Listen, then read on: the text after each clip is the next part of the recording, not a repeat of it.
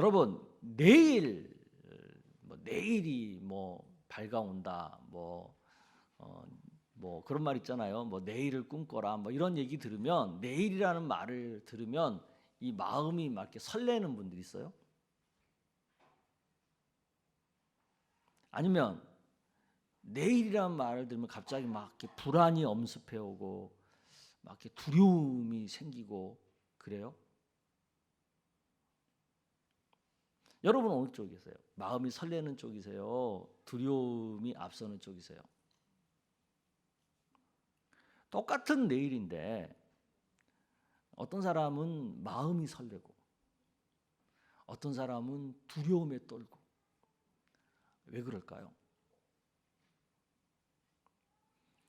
왜냐하면 똑같은 내일이지만 저마다 다른 감정을 갖는 이유가 있어요. 그것은 지금까지 각자가 살아온 삶의 처지가 다르기 때문에 그래요.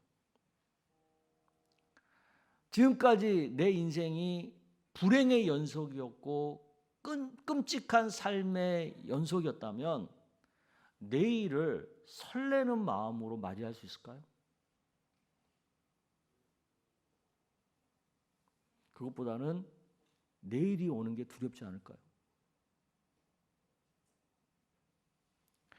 두려움이란 감정은 두 가지 요소가 결합되어서 발생한다고 합니다.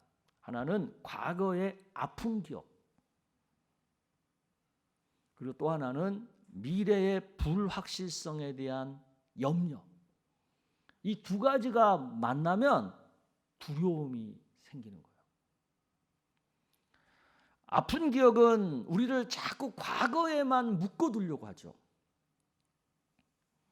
지나친 염려는 아무 대책 없는 나를 그냥 미래에다가 확 던져버리려고 하죠. 그러니까 두려움에 빠질 수밖에 없는 거고, 그 두려움에 있으니까 현재를 잘 살아내기가 어려운 거죠.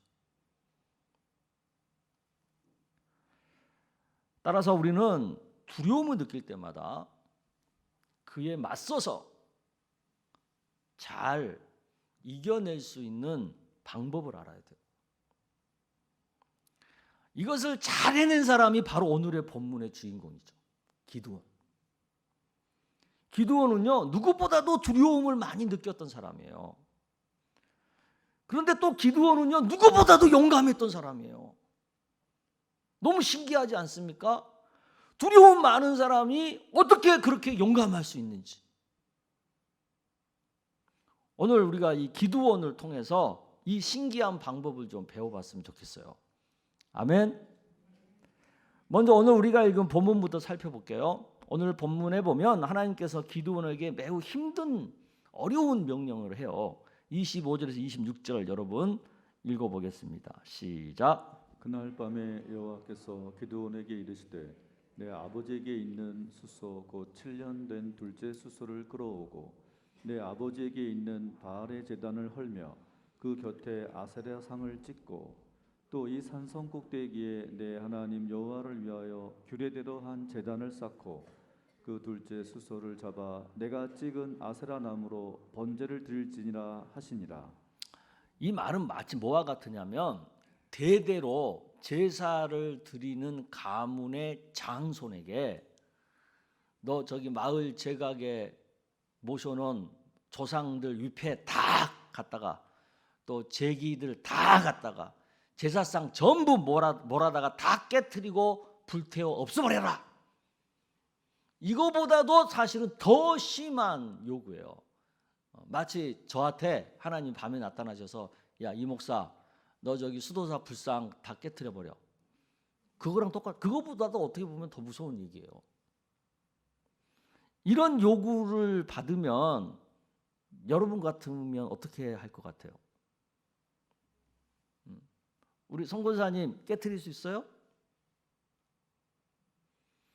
아마 대부분은 못할 거예요. 저도 저기 수도사 불상 깨트리려 하면 못할 것 같아요. 그런데 기드온은요, 이것을 즉각 해버려요. 대단한 용기 아닙니까? 이런 엄청난 용기를 가진 기드온, 그에게는 두려움이라고 하는 것은 하나도 없었을까요? 아니죠. 기드온도요, 두려움이 있었어요.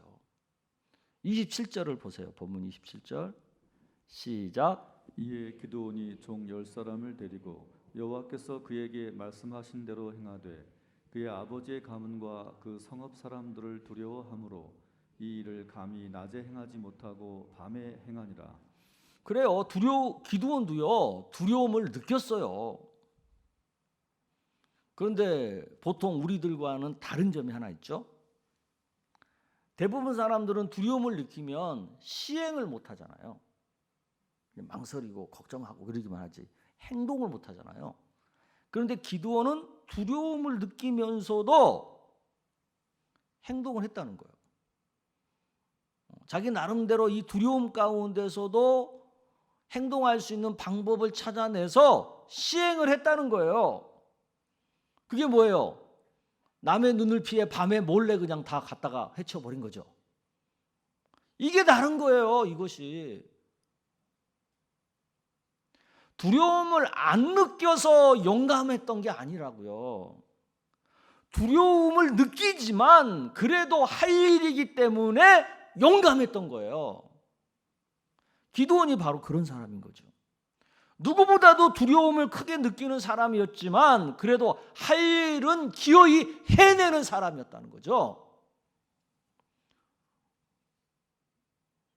두려운데 이렇게 해내는 용기가 도대체 어디서 나오는 걸까요? 기드온을 좀 찬찬히 살피면서 그 비밀을 지금부터 풀어보겠습니다. 기드온이 성경에 처음에 등장하는 장면부터 보겠습니다. 사사기 6장 11절에서 12절이죠. 여러분 읽어보겠습니다. 시작. 여호와의 사자가 아비에셀 사람 요아스에게 속한 오브라에 이르러 상수의 나무 아래에 앉으니라. 마침 요아스의 아들 기드온이 미디안 사람에게 알리지 아니하려 하여 밀을 포도주 틀에서 타작하더니 여호와의 사자가 기드온에게 나타나 이르되 큰 용사여 여호와께서 너와 함께 계시도다 하매. 아멘. 자, 여기에 나오는 기드온의 모습 물어볼게요. 용감한 모습입니까?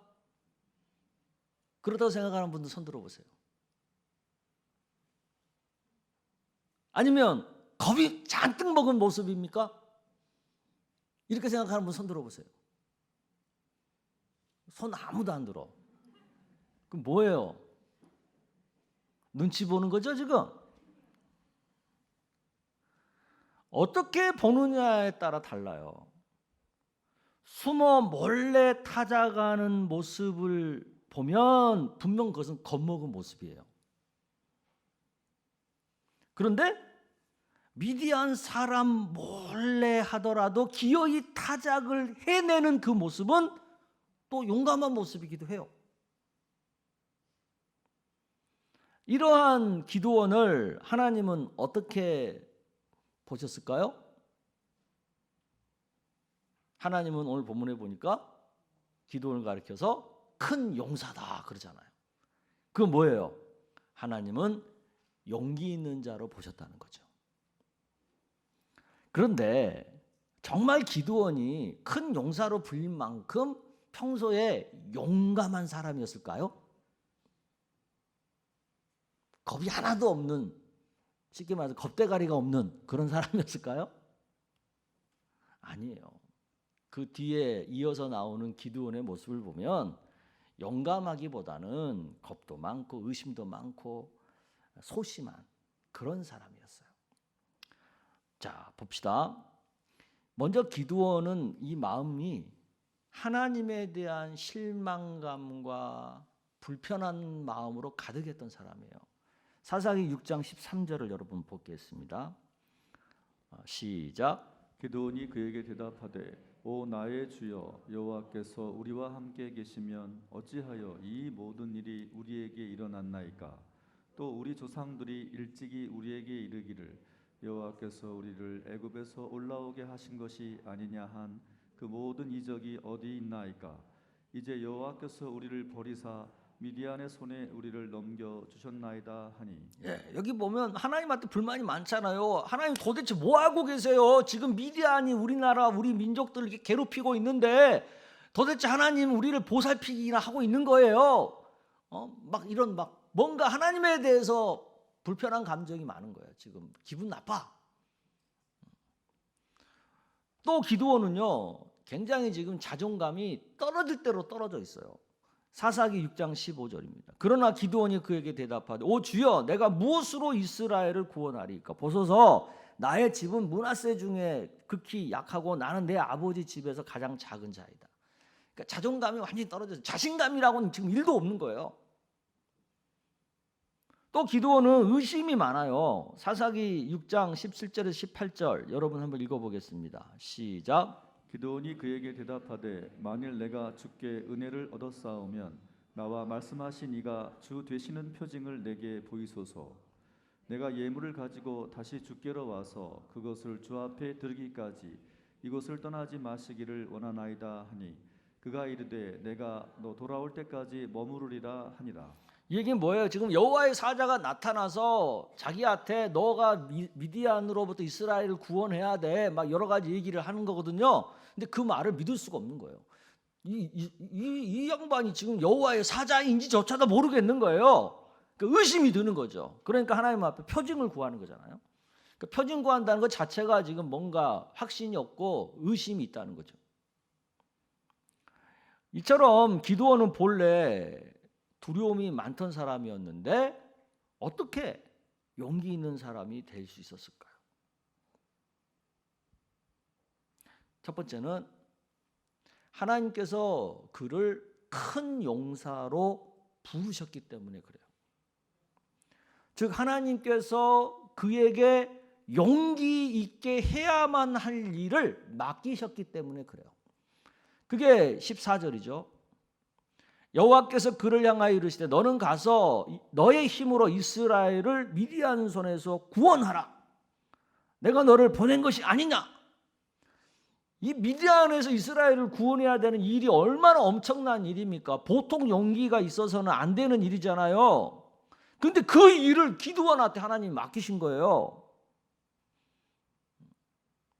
그래서 기드온은 두려움이 많은 사람이었지만 본인이 용기를 내서 해야만 하기 때문에 용기 있는 사람의 자리에 오를 수가 있는 거죠.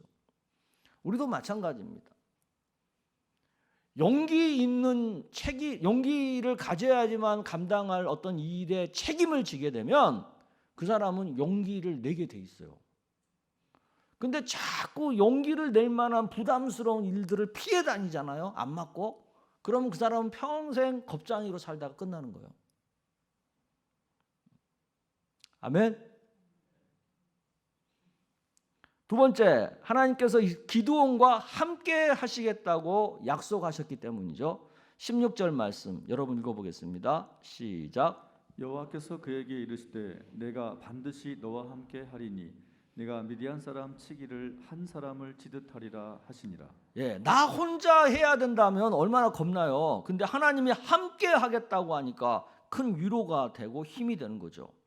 이런 하나님의 약속을 믿으면 큰 힘이 생기는 거예요. 그 힘이 생기면 용기를 낼 수가 있는 거예요. 원래 혼자 하려면 힘들잖아요. 밤길에 깜깜한 밤길에 혼자 걸어가려면 얼마나 무서워요. 근데 조그만 그 아들이라도 손잡고 가면은 덜 무서운 거예요. 제가 미국에서 유학 생활할 때 초창기 영어가 잘 안 되잖아요. 근데 그때 그 가게 그 식품점 이런 데 가서 뭐 물건 살라고 하면 혼자 가는 것은 너무 무서워. 이게 너무 무서워. 그거 여러분 아세요? 너무 무서워요. 두려워요. 이 말 어떻게 해야 될지도 모르겠고. 그러면 그때 우리 딸이나 아들이나 그렇게 한 명 데리고 가잖아요. 그러면 덜 무섭더라고. 그런 거예요. 근데 하나님이 나와 함께 하겠다고 약속하니까 얼마나 용기가 생기겠어요.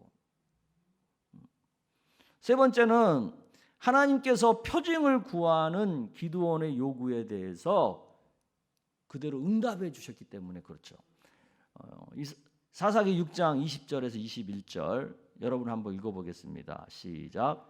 하나님의 사자가 그에게 이르되 고기와 무교병을 가져다가 이 바위 위에 놓고 국을 부으라 하니 기드온이 그대로 하니라. 여호와의 사자가 손에 잡은 지팡이 끝을 내밀어 고기와 무교병에 대니 불이 바위에서 나와 고기와 무교병을 살랐고 여호와의 사자는 떠나서 보이지 아니한지라. 아멘. 하나님이 약속을 해주셨어도 너무 무섭잖아요. 너무 두렵잖아요. 그러면 그 약속을 믿기가 쉬워요, 어려워요? 네? 어려워요. 어려워요. 그러니까 기드온이 어려운 거야. 그래서 하나님 앞에 표징을 구해요. 내가 그걸 믿을 수 있게끔 뭐 증거를 보여주세요. 그렇게 그렇게 구해요. 그러면 하나님이 그걸 어떻게 얘기하세요? 야, 너는 이렇게 믿음이 없어, 자식아. 내가 약속했잖아. 그럼 그대로 믿고 나가.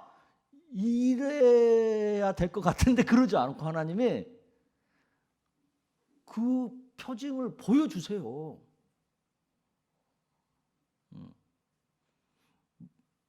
믿음이 연약하다고 야단치는 것 대신에 그 요구하는 표징대로 해주세요. 그래서 기드온이 분명히 믿을 수 있도록 도와주는 거예요. 자, 그러면 여러분, 하나님이 그렇게 표징을 보여주면 정말 믿고 용기를 낼 수 있을까요? 여러분 같으면 그렇게 할 수 있을까요? 많은 사람들이 아이 나라면 할 수 있어 이렇게 말하거든. 근데 막상 닥쳐보면 그거 쉽지 않아요. 그런데 기드온은 그 표징을 보고 더 이상 의심하지 않고 용기를 냈다는 거죠. 그 믿음이 그에게 있었다는 거죠. 그게 기드온이 대단한 거예요. 이스라엘 백성들이 하나님의 기적을 얼마나 많이 봤습니까? 얼마나 많이 경험했습니까? 그런데도 조금만 무슨 일이 있으면 하나님 의심하고 하나님 앞에 불평하고 그러잖아요. 근데 기드온은 딱 표징 보고 믿고 행동한 거잖아요. 그러니까 기드온이 대단한 거죠. 이 장에서 보는 것처럼 기드온은 본래 두려움이 많은 사람이었어요. 그런데 하나님께서 사실은 기드온을 용감하게 만들어 준 거죠.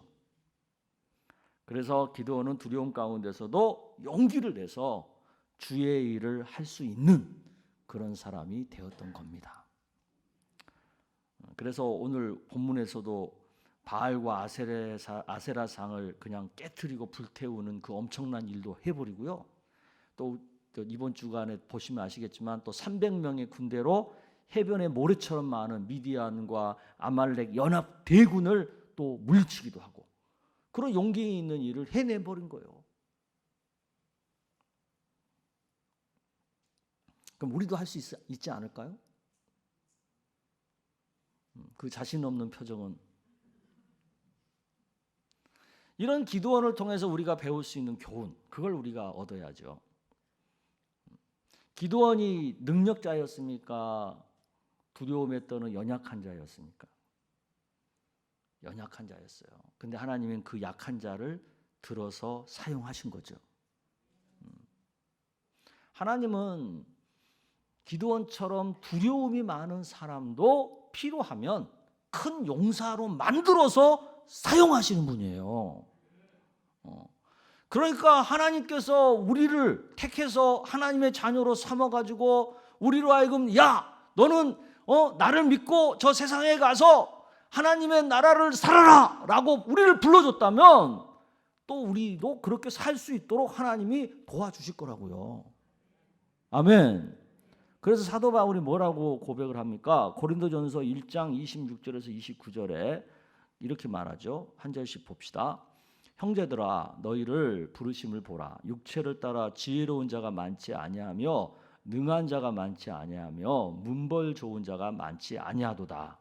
그러나 하나님께서 세상에 미련한 것들을 택하사 지혜 있는 자들을 부끄럽게 하려 하시고 세상에 약한 것들을 택하사 강한 것들을 부끄럽게 하려 하시며 하나님께서 세상에 천한 것들과 멸시받는 것들과 없는 것들을 택하사 있는 것들을 폐하려 하시나니 이는 아무 육체도 하나님 앞에서 자랑하지 못하게 하려 하심이라. 아멘. 아멘입니까? 여기서 우리가 첫 번째 두려움에 맞서는 신앙이 뭔지를 발견할 수 있죠. 하나님 앞에 섰을 때 나의 약함을 보잖아요. 그러면 우리는 항상 두려움으로 끝나요. 근데 그게 아니라 하나님의 부르심을 먼저 듣잖아요. 그러면 용기를 낼 수 있어요. 나의 약함을 먼저 보면 두려움에 빠져서 아무것도 못해요. 그러나 약한 자를 택하셔서 하나님의 일을 맡기시는 하나님의 부르심을 먼저 들으면 두려움을 느끼더라도 우리는 용기를 내서 할 수 있는 거예요. 아멘. 우리 그리스도인은 모두 하나님의 부르심을 받은 사람들이라는 거 아시죠? 어떤 부르심입니까? 이 세상 가운데서, 이 죄가 가득한 이 세상 가운데서도 하나님 나라의 백성으로 살아가라고 하는 부르심이잖아요. 세상 하나님의 통치를 받으면서 신앙생활뿐만 아니라 가정생활도 하고 경제활동도 하고 사회생활도 하라는 게 하나님의 부르심이잖아요. 이런 부르심을 듣고 나의 연약함을 보면 아유 하나님 난 그 정도 하기에는 믿음이 너무 연약해요. 아유 하나님 제가 그 정도 하기에는 이제 교회 나온 지 1년밖에 안 됐어요. 내가 그런 일 하기에는 아직도 나는 이제 서리집사밖에 안 돼요. 그 정도 되려면 그래도 장로나 되고 안수집사 정도는 돼야지 하는 거 아니에요? 그러면은요 두려워서 아무것도 못 하는 거예요. 그런데 하나님이 나처럼 연약하고 나처럼 믿음도 없고 그런데도 어떻게 나를 부르셔가지고 이 험한 세상에서 하나님 나라를 살라고 하셨을까? 야, 나를 불러주신 하나님 너무 감사하다. 이런 마음을 가지면요 그렇게 살 수 있는 거예요. 할렐루야. 용기가 나는 거예요. 이런 믿음으로 살기를 주의 이름으로 축복합니다. 두려움에 맞서는 신앙의 두 번째는 뭐냐면 어떤 경우에도 하나님과 소통의 끈을 놓지 않는 거예요. 기드온이 두려움을 느끼면서도 용기 있게 행동할 수 있었던 것은요 어떤 경우에도 하나님과 소통했다는 거예요. 그 소통이 불평이든 탄식이든 의심이든 그래도 하나님과 대화의 줄을 붙들고 있었다는 거예요. 우리가 두려움을 느낄 때 우리는 더욱 하나님께 가까이 가서 하나님과 대화를 해야 해요. 그것이 찬양으로 할 수도 있는 거고 하나님 앞에 불평하고 원망하면서도 할 수 있는 거고 또 때로는 그냥 엉엉 우는 통곡을 하면서도 할 수 있는 거예요. 방법은 어떻든 간에 우리가 두려움을 느낄 때 하나님 앞에 나아가서 그 두려운 마음을 쏟아내고 그 자리에 하나님이 주시는 위로와 격려를 채워 넣을 수 있어야 되는 거죠. 이게 굉장히 중요한 요소예요. 그런데 우리는 어때요? 조금 뭐 어렵고 그러면은 하나님과 대화를 안 해버리잖아. 그 버릇이 어디서 나왔어요? 여러분들 부부싸움 하면 대화를 안고 문 닫고 나가잖아. 그 버릇이야, 그 버릇. 그러면 안 되는 거야, 하나님 앞에서는. 어떤 경우에도 대화를 해야 되는 거예요. 아멘. 두려움에 맞서는 신앙 세 번째는요. 두려워도 망설이지 말고 행동하라는 거예요. 우리가 두렵다고 주저하고 망설이기만 하고 행동을 하지 않으면 하나님께서요 도울 수가 없어요. 그러나 두려움 가운데서도 행동을 하잖아요. 그럼 하나님이 도와주시는 거예요. 행동할 때 하나님의 능력을 경험하는 겁니다. 두려움을 느끼지 않는 사람은 아무도 없습니다. 근데 세상에는 두 종류의 사람이 있을 뿐이죠. 두렵지만 행동하는 사람, 두려워서 행동하지 못하는 사람. 이 둘 중에 하나일 뿐이에요. 여러분은 어떤 사람입니까? 두렵지만 행동하는 사람입니까? 두려워서 행동하지 못하는 사람입니까? 두렵지만 그래도 행동하는 사람이 될 때 하나님의 도우심을 경험하는 삶을 살아갈 수가 있는 것입니다. 그것이 아무리 힘들어도 뭐 하나님의 뜻에 어긋나는 일이 아니고 남을 해치는 일이 아니라면 두려워도 도전을 해야 돼요. 적극적으로 하나님이 기뻐하는 일이다. 그러면 아무리 힘들고 무서운 일이라도요, 행동할 줄 알아야 돼요. 그럴 때 우리는 하나님과 함께하는 삶을 경험할 수가 있고 내 능력과 실력을 뛰어넘는 더 큰 역사를 이루는 삶을 살아갈 수가 있는 것입니다. 너무 현실에 안주하고 너무 변화를 두려워하지 마세요. 지금 세상은 엄청난 속도로 변하고 있잖아요. 이런 상황에서 변화를 두려워가지고 소극적으로 대처하고 현실에서 벗어나는 것이 무서워서 자꾸 움츠려들고 그러면 얼마 못 가서요, 세상에 뒤처져 버려요. 하나님께서 우리 그리스도인들에게 바라는 것이 뭡니까? 세상을 앞서가는 거잖아요. 세상을 이끌어가는 거잖아요. 우리가 이걸 명심해야 됩니다. 역사적으로 보면 기독교가 세상을 이끌어갈 때 교회는 부흥했고 성도들이 복받고 살았어요. 종교개혁이 어떻게 일어났습니까? 르네상스라고 하는 세상에 엄청난 변화가 있었잖아요. 그때 로마 교회는 그것을 이렇게 받아들이지 않았어요. 그러니까 로마 교회가 부패한 거예요. 그런데 종교 개혁자들은 어떻게 했어요? 그 변화를 적극적으로 수용했어요.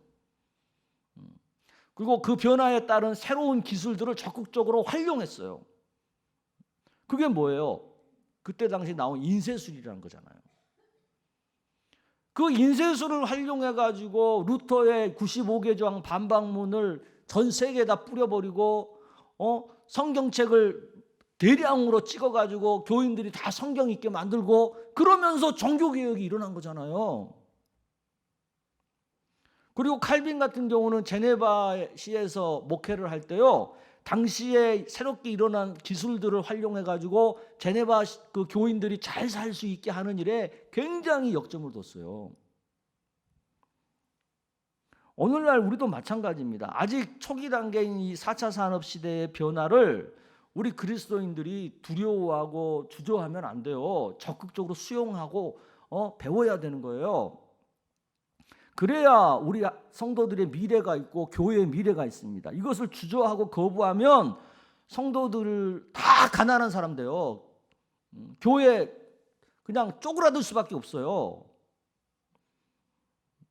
그동안 우리한테 익숙한 아날로그 방식 그것만 붙들고 있으면, 그리고 디지털 방식을 뭐 이상한 뭐 얘기하면서 그걸 멀리하고 터부시하면 그 끝나는 거예요, 미래가. 아날로그 방식만 옳다 그렇게 주장하면 안 됩니다. 그것은 옳고 그름의 문제가 아니라 다름의 문제예요. 차이의 문제예요. 그 유튜브 보니까 어떤 목사님인지 누군지 진짜 무식한 소리를 하고 있더라고요. 뭐 그 온라인이라든가 뭐 유튜브 이런 거 다 공중의 권세가 어떠고 저떠고 하면서 다 사탄의 거다 막 이렇게 말을 하더라고요. 그거 정말 무식한 소리를 하는 거예요. 우리 목사님들이 처음에 다 손으로 글씨로 설교문들을 작성했어요, 종이에다가. 그러다가 컴퓨터가 나왔잖아요. 그럼 그때는 이제 목사님들이 컴퓨터 자판으로 설교문을 이제 쓰는 거죠. 그런데 손으로 쓰다가 자판을 두들겨서 설교문을 쓰려고 하니까 도대체 이게 설교가 너무 힘들어요. 왜? 영감이 안 떠. 익숙하지 않으니까. 설교 영감이 안 떠. 그러니까 이 설교 작성이 너무너무 힘든 거예요. 그래서 많은 목사님들이 처음에 컴퓨터로 시도했다가 그게 안 되니까 다시 손글씨로 돌아갔어요. 그런데 일부 목사님들은 그래도 끝까지 손글씨 안 하고 컴퓨터 자판으로 설교문을 작성했어요. 그 결과가 지금 어떻게 됐을까요? 손글씨로 돌아간 사람은요, 지금 컴퓨터 사용을 못해요. 시대에 뒤처진 거죠. 그러나 끝까지 자판으로 설교문을 했던 분들은 이제 익숙해지니까 얼마든지 자판으로 두들기면서도 설교의 영감을 받아서 설교를 잘 준비할 수 있어요. 이처럼 앞으로 우리가 사용하게 될 여러 가지 디지털 기술도 마찬가지예요. 처음에는 익숙하지 않으니까 어렵죠. 힘들죠. 그렇다고 도전하지 않고 적응하지 않으면 결국은 시대에 뒤처지는 거예요. 우리 영성이라고 하는 것은요, 아날로그 방식에도 활용할 수 있는 거고 적용이 될 수 있는 거고 디지털 방식에도 얼마든지 적용할 수 있는 거예요. 하나님의 영성이니까.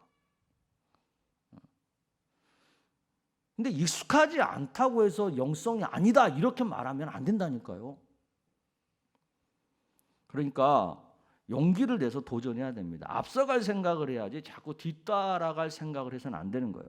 특히 우리 다음 세대, 우리 젊은이들, 청년들이라든가 우리 청소년들, 어린이들, 유치부 이런 친구들은요, 앞으로 이 변화된 세상의 주역들이 돼야 되잖아요. 그러니까 적극적으로 그런 일들을 배워야 돼요. 우리 부모님들이 그렇게 지도를 잘 하셔야 됩니다. 기독교 신앙은 이런 기술과 동떨어진 게 아니에요. 기술 자체는 선도 아니고 악도 아니에요. 누가 그것을 어떻게 사용하느냐에 따라 선의 도구가 될 수도 있고 악의 도구가 될 수도 있는 거예요. 그러므로 우리 그리스도인들은 적극적으로 새로운 기술을 선의 도구로, 신앙의 도구로, 선교의 도구로 사용할 줄 알아야 되는 거죠. 지금 우리 앞에 놓여 있는 새로운 차세대 기술 막 여러 가지 많아요. 근데 그런 것들을 좀 다 정리해 보면 크게 6가지 정도로 정리가 돼요. 인공지능 기술이죠. 그 다음에 자연어 처리 기술, 이걸 이제 다른 말로 말하면 음성 인식 기술이라고 그러죠. 그 다음에 센서 기술이죠.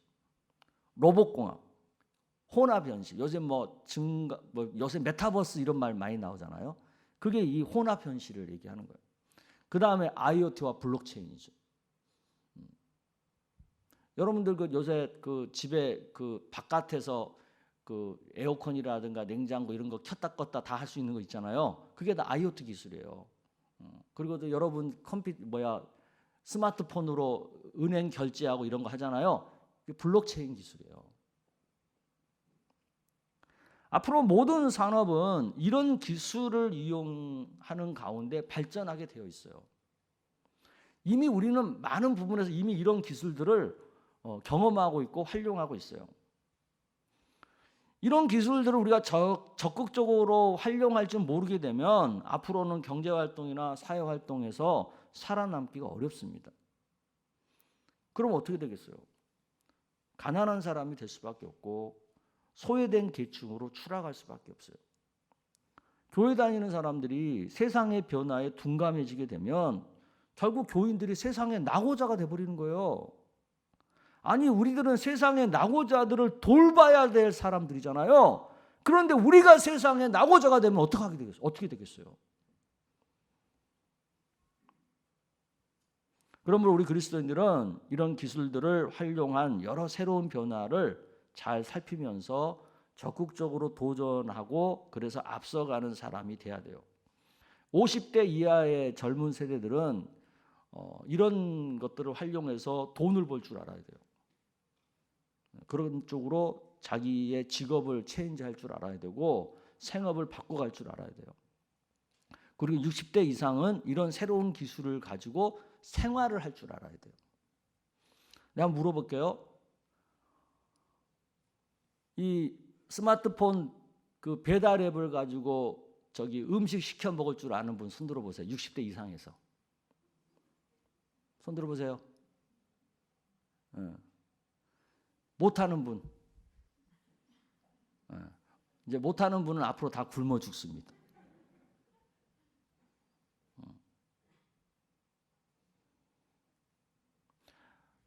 이제 수명이 길어져요. 우리 수명이. 60대는 앞으로 대부분 이제 90살 이상 삽니다. 조금 더 사는 분은 100살도 넘게 삽니다. 그러면 지금부터 앞으로 3, 40년을 더 살아야 된다는 얘기예요. 그러면 그 긴 시간을 보람되고 행복하고 뭔가 생산적이고 그렇게 살아야 될 거 아니겠어요? 그런데 이런 세상 변화를 못 쫓아가면 그 노후가 어떻게 되겠어요? 밥 하나 제대로 못 시켜 먹는 상황이라면 어떻게 되겠냐고요. 노후가 불행해질 수밖에 없어요.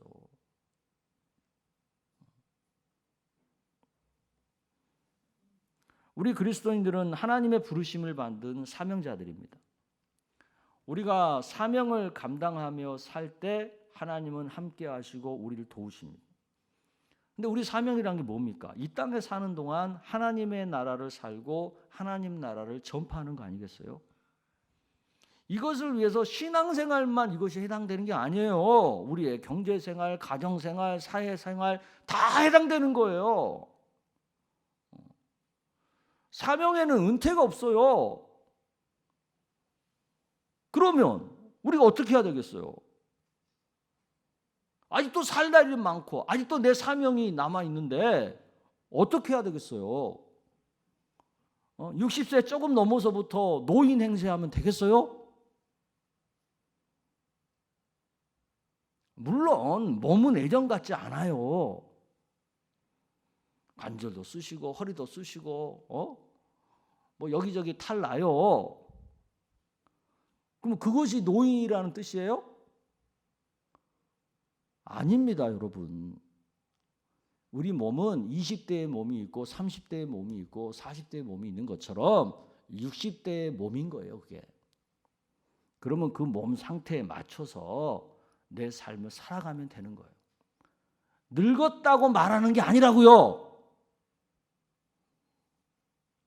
이제 그 몸 상태에 맞춰서 40대, 50대보다는 좀 더 천천히 일을 하는 거고 좀 더 적게 일을 하는 거고 그렇게 사는 거죠.